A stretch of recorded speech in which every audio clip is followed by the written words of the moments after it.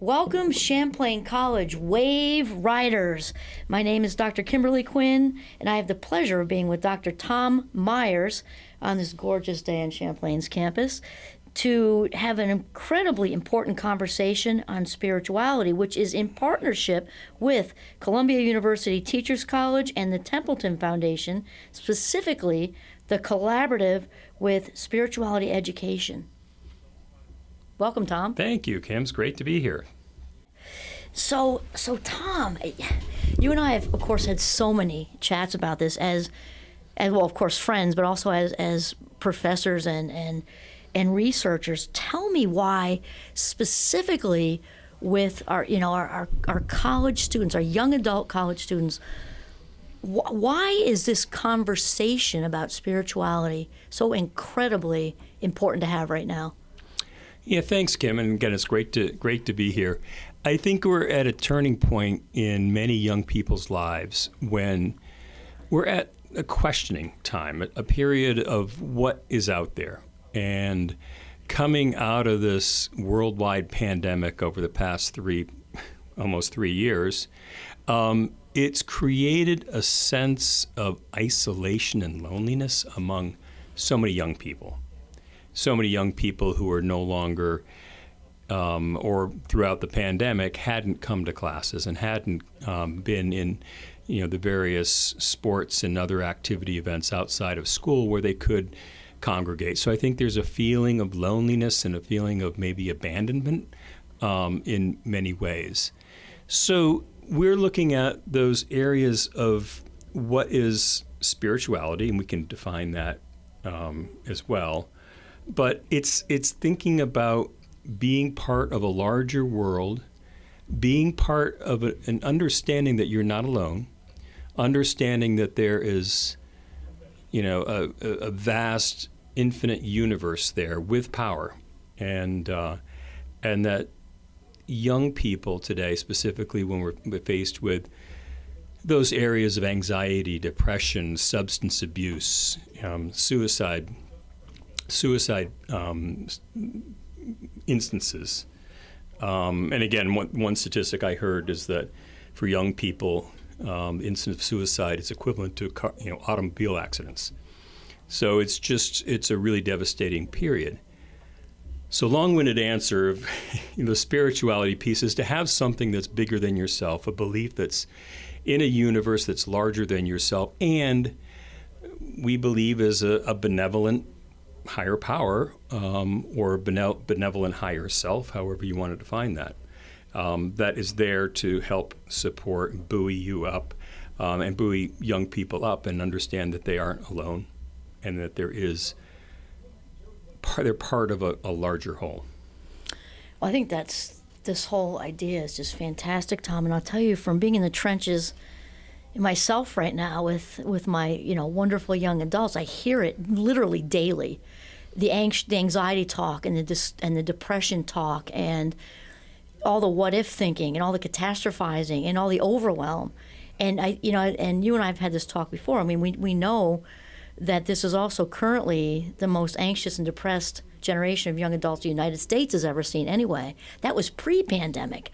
And I was just reading recently that it's gone up since the pandemic by 30%. That's huge. Yes. Huge. And so for me, and just see what you think about this, I personally, we're not talking about, we're not labeling it, right? You and I, like, whether it's God for you, source with a capital S, higher power, universe, whatever, but a benevolent higher power.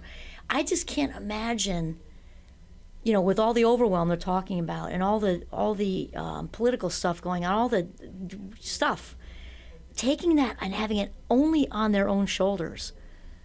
I mean, it's kind of no wonder there's so much anxiety. Do you know what I mean? You want to maybe comment on that? Yeah, I think if you think about taking this, as you said, Kim, on your own shoulders, and I think we as humans are impelled to want to do things or have control over all aspects of our lives, and I'm gonna make something happen myself, and it's gonna be all on my shoulders, and I'm gonna make that happen.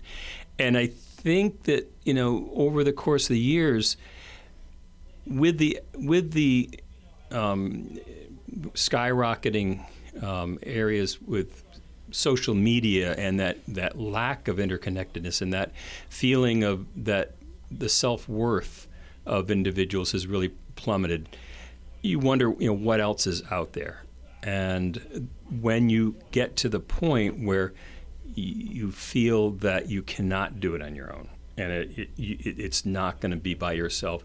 Unfortunately, with this, it's become very transactional in relationships, as opposed to a deep, loving, kind-hearted relationship with one another. It's become more transactional. Transactional, transposing that onto achievement, is that I gotta get things done. I gotta get one thing after another, and if I'm not achieving, I'm going backwards, and I'm failing.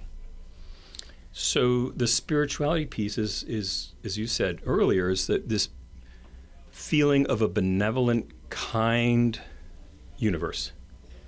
And however you define, we'll talk a little bit about religion and spirituality, but to feel that there is an awareness of something larger than yourself that is looking out for your best interest. And also helping, see what you think about this, Tom, helping with, you had me before about, just everything that these young adults are dealing with. And, as I know you're aware, the average teen young adult is on a screen 8 to 9 hours per day, not counting work or homework, right? That's times 7 days in a week is more than a full-time job. So these sort of imminent or immediate social comparison, the phone goes up, beep, buzzes, notification. There's immediate comparison with so-and-so's in a relationship, so-and-so was at that party that I wasn't invited to, so-and-so got into graduate school, so-and-so got an internship, so-and-so got their first job, whatever. And that social comparison theory, I believe, was Leon Festinger, 1951. It's amazing that still holds true today. And I can't imagine having all that influx of self-comparison. And think of the message, the negative internal dialogue going on, and then not having that strong inner life, if you want to call it that, strong inner spiritual life. I can't imagine just getting bludgeoned with all those messages all day long. And then wake up and do it again. Yeah. And so when I heard a wonderful quote a few years ago, it's like, on social media, say, Instagram, TikTok, Snapchat, whatever it might be, is that you see others, on their very best day when you're on having your very worst day. So talk about, those extremes of seeing someone on vacation on a beach in a beautiful, location in a tropical island, and I'm sitting here in my basement in, northern United States in cold tundra. Again, that reflection of self-worth is immediate. And that's another product of social media. How do you use social media in a way that is beneficial to you, but in moderation? And in layering that, as we talk about the spiritual focus, is there is something there out there for me, with my friends and with my family and with my, my beliefs and strong beliefs of my self-worth. I have that as a foundation. Because, you and I as professors and researchers, and just currently in the trenches, I overhear them too, saying different things. And I wonder, I'm sort of wondering what your opinion is on why it seems like there's almost a spiritual crisis among college students, young adults. Yeah, and is I think true, it's a bit of escapism. It's a bit of kind of not being able to face the current strife and issues that are going on in your life today. But I think I go back to what I said earlier, is this foundation of having a strong foundation with a spiritual focus. So the one thing we want to kind of clarify, too, on the spiritual side is that when we say spirituality, it does not necessarily mean religion. And that's what so often in my educational experience, when you talk about spirituality, immediately people go to, I was raised in this church, or I was raised in this faith. I no longer want that. I no longer believe in that, So in the United States, 2/3 of the population has a strong spiritual sense that is coupled with a religious faith background. So that, and then there are, again, folks who are interesting atheists, but then can have a spiritual focus, right? You can believe in something that, again, an energy or whatever that might be in the universe doesn't have to be necessarily defined as a God. But so there is a 1/3 of a population that has a strong spiritual sense. And as you said earlier, Kim, nature, or the universe, or, sometimes people say nature, or maybe you say this is your cathedral. Again, to walk in nature that can have the same benefits. So spirituality, in this sense, can or may not include an organized faith-based religion. So it may, but it may, or you can overlap, right? You And can be, let's say, Catholic or Muslim or whatever. Absolutely. And have a very spiritual inner life. And I know that, how much I love Oprah. Yeah. She talks about the way she uses God, but she talks a lot about, she uses the word strong inner life, because we really win from within, right? Instead of trying to find our solutions and our approval outside of us, when we bring that stuff inside is when we really start to have some of these things dissipate, like the anxiety and the depression and things like that. And I believe, you and I were doing a lot of talking about Lisa Miller's work with, the awakened brain, right? And they might maybe correct me here if I'm off by a couple of percentage points, but I believe she talks about depression and spirituality as being two sides of the same coin. Isn't that correct? Yeah. And it serves as a protector, strong inner life, regardless of how you label it. A strong inner spiritual life serves as a pretty significant protector against depression. Yes. Yep. Depression, anxiety, and substance abuse. Now, you're the neuroscientist here. So you talk about, and Dr. Lisa Miller's work in the awakened brain of the brain scans, and look at the cortical parts of the brain, which in fact, in a higher spiritual focus, and her research looked at those with a medium, low, or no spiritual orientation versus those participants who had a high spiritual focus, and looked at the brain scans and MRI brain scans of the different cortexes, and seeing what is lighting up, again, when in crisis or when in prayer or what have you, that in fact the neuro makeup of the brain, these cortexes can actually become harder and more resilient. So it is an incredible, again, doesn't prevent depression, anxiety, but it is a safeguard to help protect, and in turn recover when different incidences. Become more resilient. More resilient. More resilient to life's curveballs. Yep. But it's interesting too, Tom, because you and I were talking about it earlier. Of course, poor twins. Everybody wants to study twins, right? To see. Well, there was ideal. It was was it Kendall? I think 1,902 sets of twins, and found that because we want to study them because of the genes, obviously, right?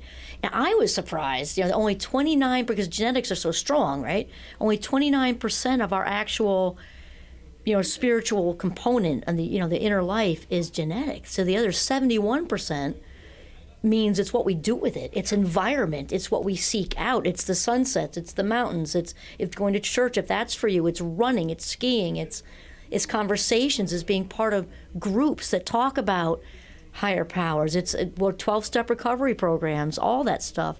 So 71%, I mean, that's very close to 3/4 that we have control of.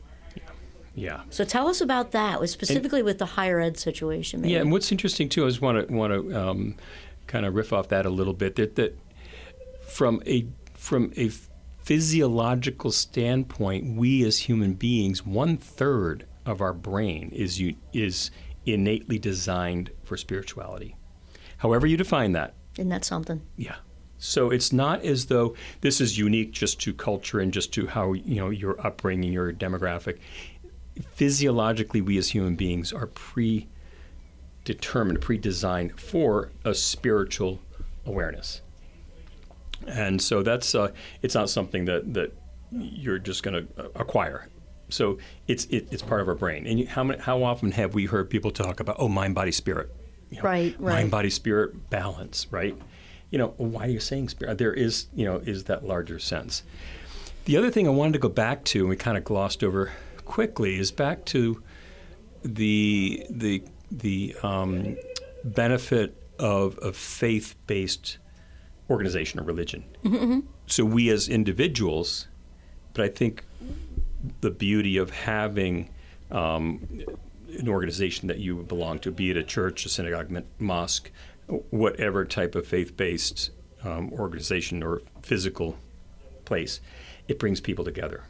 And it brings people together in community to share both, share in faith and in worship. And that's something to know. I mean, however you were raised or whatever you believe in, to feel that someone is thinking about you or in cases praying for you. And again, the health benefits and the mental health benefits that go associated with this belonging and belief with someone who is caring for me. Oh, totally. That's 100%. Like that famous Harvard study, the longitudinal study has been going on since the early 1900s, is relationships is the number one. And if you bring that then into a community that has a spirituality component, and we know that for a fact, right? It's been, demonstrated over and over again. I want to ask you something else, Tom. We were talking about the depression and spirituality being two sides of the same coin. I love that. I just like the visual of that. And you were talking about, roughly 264 million people on the planet having depression on somewhere along the spectrum, right? And that is only of who we know about. And we have to know about it first. Statistic was before the pandemic. Right. But plus, it doesn't get in the database unless somebody goes to a counselor or the ER or whatever. So imagine all the people walking around. Yeah. Right. So that's all we know of. And I think of, just the population of Vermont was like 600,000 or something. Yeah. So the whole state of Vermont would be depressed. Plus, if you do a visual across if we just stay with the United States, even not even go, you know what I mean? That is just an insane amount of people, not enjoying their lives and their life minutes, right? Not enjoy, and it's just very unnecessarily so, because there's so much that we can do. Yeah. What do you have to say about that? Yeah, I think, and again, associating, and we've talked about this in other podcasts, but again, what is happiness? And happiness, like Eleanor Roosevelt said, happiness is a byproduct of fulfilling life or a purpose and meaning. So the question going back to spirituality as it relates to meaning and purpose, so closely entwined and connected. And I think when having sometimes a sense of your belief in who you are, and coming also with this sense of you can't control everything. Right. It's an illusion, it's really. It's an illusion. Right. So certainly there's a top-down and a bottom-up way of making decisions. And I think it was Dr. Berman from University of Chicago that did research on decision-making, top-down, very achievement-oriented, versus bottom-up, allowing things more to happen naturally. So certainly we live in a dynamic life where you can't just sit in a chair and let life happen to you, right? You have to interact and you have to communicate and be in concert with life on a dynamic sense, making things happen. But there are certain things that we have to allow from kind of a heart-centered or an intuitive-centered side to allow these events and other things and people and events to come into our lives. So there's that part of you can't do it on your own. No. 100%. We talk oftentimes about surrender in a way like I really don't know what my next step is going to be. It's going to appear somehow. The next move, right? My next move, it will appear. Like in the 12-step programs, they say let go and let God, and sometimes people get confused that means like that's in a defeated sense, and it's not that at all. It's an allowing. Allowing, yeah. So that the receptive stage can happen, right? Ask, allow, receive, right? Like I picture like a catcher's mitt without the baseball. Like you gotta be if like the baseball glove is full of baseballs and not one can't get in. Yeah. You kind of Can't got to take be, anymore, right. you got to kind of clear it out, right, and be in receptive mode, and to surrender And I it. think it's kind of an antithesis of what a lot of young people feel. Like, no. I was taught to achieve. I was taught to, get good grades, be athletically, prowess in athleticism or music or arts or whatever that is. I have to achieve. And it's when you can take a step back Yes. and allow, like, what is my next step? So back to purpose and meaning, to have a spiritual sense of helping with that direction. What is feeling right? Where am I meant to be, and where am I meant to go? Using all of my skills, talents, and other attributes that I possess, how can I be the best for others? And what is my next move? And what is my right? next move? Allow that to happen. And I have folks who are, I wouldn't say, I think have a strong spiritual sense, but maybe nothing in organized religion or any type of, but have said to me, yeah, once I did, quote unquote, surrender, then everything started to happen for the it's right so reason. I true. wasn't following what I was told or I feel I should do through parents and friends, and but what I was meant to do. And that That again, one thing that we were put on this earth to do, right? Which can change as we move along, right? Yeah. But that one thing, and it's about listening. Yeah. I know we're going to get into synchronicity. We'll do a little plug here for our next All right, episode. yes. Because in watching for the green lights, and my good friend Tom here has been talking about green lights for a very long time. I know Matt McConaughey just kicked out a book, but you've been talking about this forever. Yeah. We putting it out there like it is. If you say the universe, just putting out what's my next move, asking, right? What's my next move? What's my next move? And then the listening part with, and then, correct me if I'm wrong, because you and I talk about this a lot, when we are authentically in the place of paying attention to the inner voice, the green lights, as you call them, the directions start to just show up. Yeah. And it's a really good point, because people say, oh, yeah, I listen. I listen all the time for what my next move is. I don't hear anything. I don't know what to do, right? And it's the highest level of communication is not through a spoken word. It's through emotions and feeling. Right. So the green lights, right? If it just feels right. Like, I'm going in this direction. I don't know where it's leading me, but you know what? Feels Emotionally, right, it feels right. It's bringing me joy. It's bringing me satisfaction. I'm, again, we've talked a lot in the past about going into that flow state. Putting you into that flow state where things just naturally begin to flow without effort. Like, oh my gosh, things are just coming at me, right? State.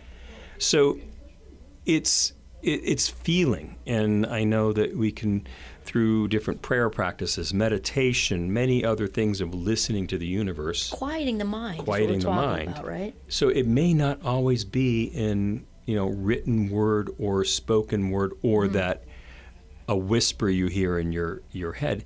It's what feeling, emotionally and visceral feeling, are you getting from this? 100%. 100%. And I Don't a know lot of if people say this? Right, and I don't know if enough people trust that. I think cognitively, as humans, we've got to, we think logically, and we think from, again, an intellectual standpoint. No, I've got to prove it to my brain to make me understand. I can't trust my gut. So there's so much more back as it relates to spirituality, as it relates to this, communication with the universe. That's where you're going to be getting these feelings, and you're going to be getting this direction. Oh, you can help me out with this, Tom, because you led me right to it. That if you want to make the universe laugh, tell her your plans. Yeah. I mean, because we get so wrapped up in this illusion of control, right? Where we've got, like you said, we're very conditioned, kind of like gerbils on crack, flying around. Yeah, I've got to do, got to accomplish, got to check every box in the world, like a blur, not present in this moment whatsoever, just like a blur. When the reverse is what we really need to do, to hear the direction. It takes a lot less out of us. It sounds so counterintuitive, but when we actually step back, it's a situation of energy over hours. That's how I like to say it. Yeah. The big sky look over the box checking. Yeah, and again, it's that human desire to control. Right. That human desire, and yeah.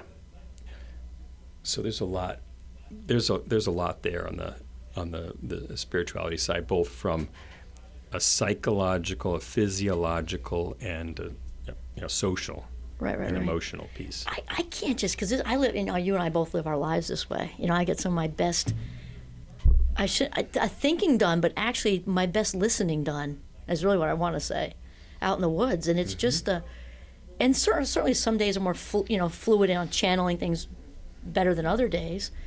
But wow, I mean, you just realize when you really get quiet and listen, it's like a floodgate. Yeah, and Do this, do that, go this way. It's like neon lights in Vegas, go this way. And it's when you can unplug, right? You got to unplug. You're not getting those external stimuli that are coming at us at all times and telling us what to do or what we should be or how we should be or where we should go. I mean, it's really, and that's so important as part of a spiritual focus or spiritual practice is quieting the mind. Gotta quiet the mind. And I think I like to say too, as a member of the Fast Mind Club, which I talk about a lot, it's important, I think, for folks to realize too, because a lot of times when people say quiet the mind or relax, they're making an assumption that you have to be in a lotus position with your palms up in a cave eating yogurt or something. And for those of us, we all relax, just like we have different movie tastes, different whatever tastes. Personally, I relax in motion.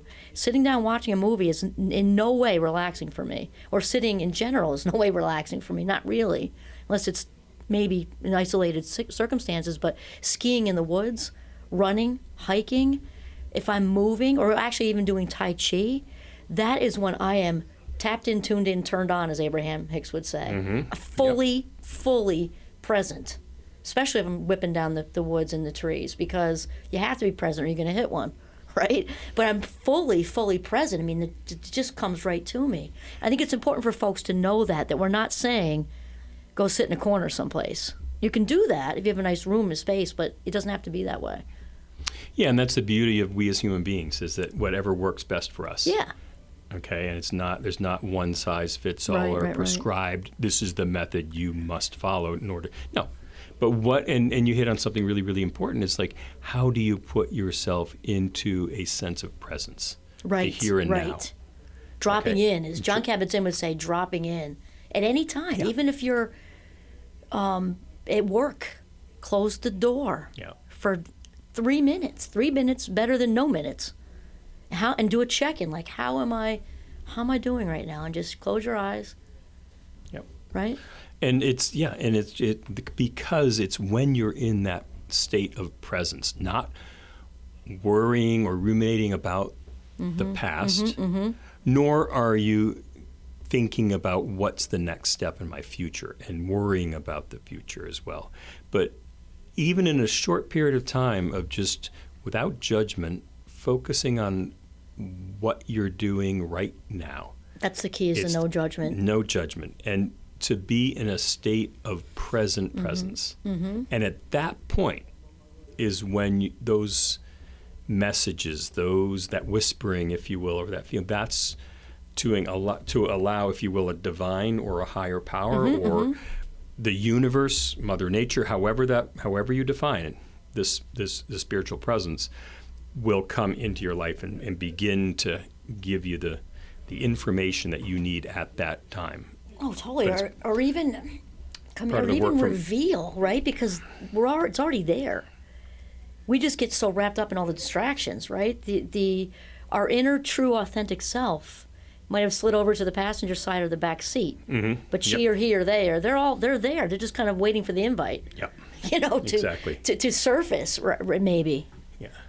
Yeah. Wow. This has been so enlightening, Tom. And what do you think you would say? Because Tom's got a ton of expertise in this area. To our listeners, as far as maybe some kind of positive. What do we do with this now? Yeah. Now that we have this knowledge, or let's just say, because there are parents of young adults out there listening to of our young adults listening, and grandparents are listening. I have a few of my Champlain parents groups that are grandparents. And then we've got professors listening, and we've got staff listening, all whom work with young adults. What do you think you would say about spirituality and sort of where to go from here? Yeah, it's always good to have something to leave with, right? And in all of my teaching education workshops that I've done, you always want to leave with a nugget, 2, 3 nuggets, right? So I think the first thing to do is to figure out what works for you in terms of a spiritual practice. To know that it is a very powerful presence. It's very, very powerful, and that there is a force there that is there to remember that it's there to help you, right? It's just there to support you, to give you guidance, however you define it, as we keep saying. Mm-hmm. But define what works for you, and then begin that practice if you can. If it's going for a walk by yourself, or it's going to the woods, or going to Gratitude journaling, maybe. Gratitude journaling, certainly to give thanks for all that you have. And then more will come. Right. So that's not the whole intention, but to understand all that you do have and all that you do possess. I think having a strong sense of who you are, your spiritual practice, what do you bring in terms of your strengths, and what do you bring, given your personality and your experience. Everyone has these amazing strengths, and it's to help find those strengths. So the spiritual practice, to know that there is a presence that is looking out for you, that you can tap into that, understanding who you are and your strengths. And I would say too, boy, during this coming out of the pandemic, and certainly the college-age students, we've become so isolated, and so to have a group of friends, or even one friend, someone that you can be connecting with, and don't go it alone. I think being alone for long periods of time, or even short, but being alone has that sense of loneliness, and you lose a sense of reality of who you are. Totally. You no longer have that feedback with friends and family who can tell you, no, you're on the right, you're okay, you're doing the right thing. Right. It becomes incredibly divergent about who you feel you are after a while, without having that connection with people. We are just not wired to be alone. Yeah. Even if somebody's introverted, it might be a different level of stimulation, right? But we are not meant to fly solo. Right. We're just not. And we talked in my classes, you talk about the kiss of death, or to be early humans and being outcast from your group. Mm-hmm. I mean, you need to be in concert. You need to be a part of a community in order to survive, if you're going to be hunted. Literally. Yeah. And the greatest punishment in the world is to be outcast on your own. Both from a social, but also from a survival standpoint. You will die. Right. And the analogy there, or metaphor, or whatever, is good, because we do die inside. Yeah. When we're, even babies in orphanages, if they're not touched for so long, they actually literally die. It's awful. Yeah. So those are the 3 things. Again, find out you have a spiritual practice, if it's just meditation or whatever. Understanding who you are and your strengths, and then being in community. There you go. And interconnectivity among us is just vital as humans. That divine connection that connects us, just like awesome. I love it. Well, I think this is probably a good spot to plug our next one too. So I want to thank the entire Champlain College wave riding community. And also, I was asked to let everybody know that you can hear this as well on the Mindcraft, that's mind with a D, as in brain, Mindcraft YouTube channel. You can type Kimberly Quinn in there. I think that would work too. And our next segment is going to kind of pick up where we left off, kind of pass the torch, talk about synchronicity. Is that right, Tom? Yeah, and I think we're going to continue on, the spirituality in this series is going to be wended through each of our podcasts. Nice. It's a very important part. So we're going to move into a little bit about synchronicity, and then also mentioned about belonging, the sense of belonging and being in community, and how important that is for spirituality, meaning, and purpose. Which we kind of touched on too. So we're gonna take those nuggets, as Tom called them, Yeah. and we're gonna run with them for a phenomenal sort of sequel to what we talked about today. So, but thank you for listening.